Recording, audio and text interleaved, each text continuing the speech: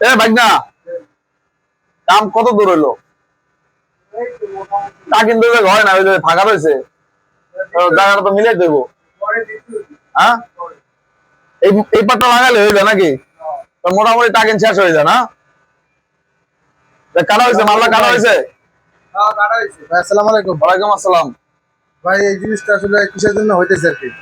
এটা ভাই এটা টাঙ্কি বানাইতেছি এমএস এর প্লেট দিয়া। এটা মনে করেন যে বড় একটা টাঙ্কি, এটা মনে করেন যে 10 টন, মনে করেন যে মানে 10,000 লিটার একটা টাঙ্কি বানাইতেছি। এটা হচ্ছে যে জেনারেলের জন্য বানাইতেছি, ঠিক আছে? এটারই কাজ করতেছে সবাই মিলে। আমি বলতেছিলাম যে এই ট্যাঙ্কিটা না দিয়ে যদি আমরা প্লাস্টিক ট্যাঙ্কি দিতাম ভালো হতো না? আরে ভাই প্লাস্টিক টাঙ্কি দিয়ে তো হবে না। এটা জেনারেটর, এই যে দেখছেন আপনি, এই যে জেনারেটরটা কি দেখছেন? 1200 কেবির জেনারেটর। এই জেনারেটরের রিজার্ভ টাঙ্কি হইলাম মনে করেন যে এটা। তার মানে যদি প্লাস্টিক দিতে যাই তাহলে এইটা পানিতে গরম হয়ে যায়। গরম হওয়ার কারণে দেখা যায় মানে প্লাস্টিকটা গলে যাইবো। আর এই টাঙ্কিটাও এটা মনে করেন যে সাময়িক ভাবে ব্যবহারের জন্য এই টাঙ্কিটা আমরা কিছুদিন ব্যবহার করব। আমরা এটা মনে করেন যে আরসিসি ঢালাই দিয়ে টাঙ্কি বানাবো, যেহেতু মিল রানিং, বন্ধ করে তো কাজ করা সম্ভব না ভাই। এর লেগে এটা দিয়ে একটা টেম্পোরারি কাজ, এটা দিয়ে কিছুদিন এটার জন্য সমস্যা, কিছুদিন এটা দিয়ে কাজটা চলবে।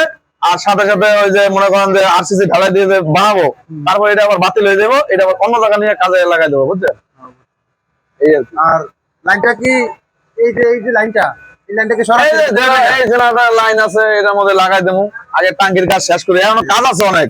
মাত্র টাঙ্কি মানে টাকিন দিলাম, তারপরে দেখা যাইবো মনে হয় ওয়ালিং করতে 1 সপ্তাহ লাগে যাইবো পরে। এক সপ্তাহ লাগবে।